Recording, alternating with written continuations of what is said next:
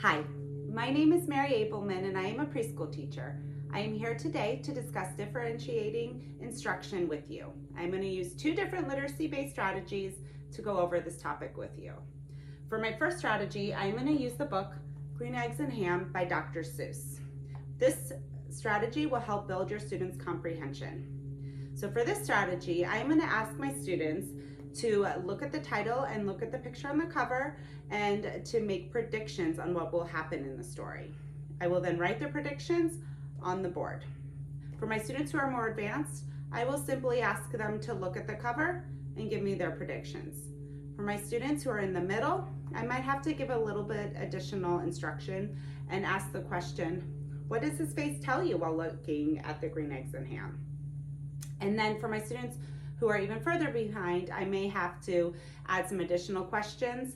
What does his face tell you while looking at the green eggs and ham? Do you think he likes the green eggs and ham? Do you think he's going to try the green eggs and ham? Do you think he will like it if he does try the green eggs and ham? Now for my ELL students, I will have to make sure to have very clear facial expressions and use hand gestures and speak really clearly. For my students who are nonverbal, I will allow them, of course, to use their communication devices. I will then also, in addition, have picture cues to help both my ELL students and my nonverbal students. So I might say something to them like, do you think that he will eat the green eggs and ham? Yes or no? And then following the question, they will be able to choose a picture and place it on the board with me writing what that was in reference to. I will then read the story, and following the story, I will reread their predictions. Now, I may have some students who are uninterested, and if they are uninterested and not want to participate, I will have to further engage them. Therefore, I have this great crystal ball that they can ask and pass it around the room. Every student will get a chance, of course, but I will utilize this with my uninterested students first. They will make their predictions and see if the magic ball thinks it's going to come true or not. You can use an 8-ball, you can use anything like that. So that will help further engage and excite your students. Really, any props will help further engage your students. Now for my next strategy, I'm going to utilize the story, Brown Bear, What Do You See? By Bill Martin Jr. and Eric Carlisle. Now for this strategy, I'm going to first read this story, and then I'm going to let our students know that we are going to retell the story with the use of a felt board. Now for the felt board, I will first say, Brown Bear, what do you see? And I will place the brown bear on the felt board to show the students what we are doing.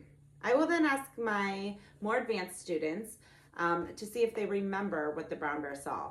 If they remember red bird, we will flip that red bird and place it on the board.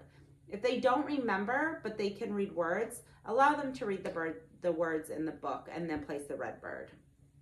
If they still cannot remember or they cannot read the words, you can then give them choices.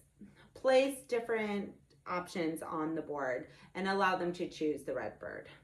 Now for my students who are in the middle, it might be best to show them the picture of the red bird, flip to the next page, and then they can say red bird and place it on the storyboard. Now for my students who are behind and having issues with colors, I will then sound out the word red bird and help them with that. And then I will further help their instruction by saying, yes, red, like the color fire truck or a strawberry. Now for my ELL learners, I will speak very clear. I will use hand gestures. I will use facial expressions.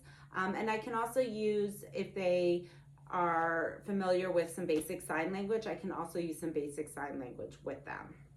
Now for my nonverbal students, again, I can use basic sign language. I can also allow them to use their communication devices if needed.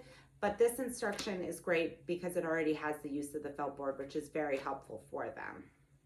Now, as any activity, I will still probably have some students who are uninterested. I'm going to use Mr. Elephant's song, Brown Bear, What Do You See? To play before and after my story time to further engage my students. Music is a great tool to use in a classroom, And you will find that most stories have a song, and if they do not, you can make up your own. Finally, you might be thinking to yourself, why do I need to differentiate my lessons? I'm going to refer to Larry Ferlazzo. He said in Education Week, differentiation is tailoring instruction to give each student what they need. It's also the key to teaching diverse groups of learners. Without it, someone will always be left out or left behind. In order to flourish, a student needs to be treated as an individual and given what they need. The last thing any educator wants is for one of their students to be left behind or left out. So please, let's all work together. Let's differentiate our lessons and make sure that all of our students reach their full potential. Thank you.